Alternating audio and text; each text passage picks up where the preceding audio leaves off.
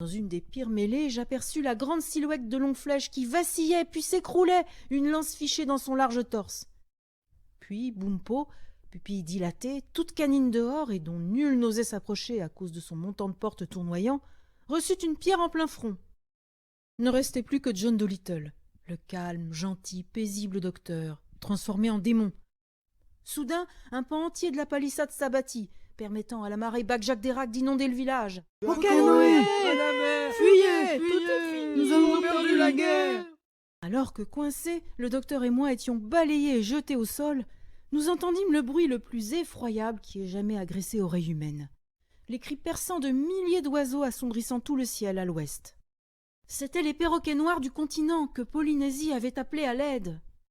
Ils fondirent sur les Bag-Jagderag éparpillés à la recherche d'un butin, s'accrochant à 3 ou 4 à la tête d'un homme, puis, penchés sur le côté, taillant de petites encoches dans son oreille comme s'il poinçonnait un tiquet. Certains ennemis parvinrent à quitter le village à peu près indemnes, mais les oreilles d'un grand nombre d'entre eux prirent l'aspect du bord dentelé d'un timbre-poste. Et plus tard, cette particularité devint leur signe tribal, très apprécié des jeunes filles de bonne famille. C'est pour cette raison, inconnue de la plupart des scientifiques, que ce peuple fut nommé par les autres nations indiennes les Bag-Jagderag aux oreilles en lambeaux. Malgré la violence et la durée du combat, il y avait peu de blessés graves. Longflèche était le plus mal en point, mais avec John Dolittle, il se trouvait en bonne main. Quant à Bumpo, il ne souffrait que d'une énorme bosse. À la demande du docteur, relayé par Polynésie, les perroquets noirs refoulèrent en hurlant le reste des ennemis jusqu'à leur terre, et ils les surveillèrent avec vigilance durant toute la nuit. Demain, nous allons négocier les conditions de paix. Et nous les négocierons à Bag-Jagderag même. Le surlendemain, nous parvînmes enfin à la cité de Bag-Jagderag, située à l'autre extrémité de l'île, après un voyage de 25 heures en canoë. Le chef et tous les notables de la tribu ennemie nous attendaient au pied des marches de leur palais, souriant humblement, tendant leurs mains au docteur, qui les ignora ostensiblement. Ce dernier entama un discours mémorable, traitant d'abord les Bag-Jagderag de tous les noms, puis les menaçant de laisser les perroquets les exterminer.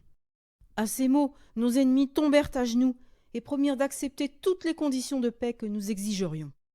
John Dolittle fit appel à un homme sachant rédiger des lettres imagées et lui demanda d'écrire sur les murs, sous sa dictée, les clauses de ce traité dit des perroquets, qui, chose bien exceptionnelle, fut et demeura strictement respecté.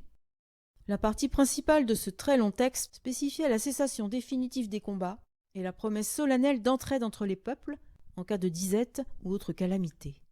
Les Bag-Jagderag éprouvèrent une immense reconnaissance en découvrant les bonnes intentions du docteur, qui ne voulait en aucun cas se venger. Reste avec nous, afin que ta sagesse toute-puissante guide notre conseil et notre peuple sur le chemin de la prospérité et de la paix.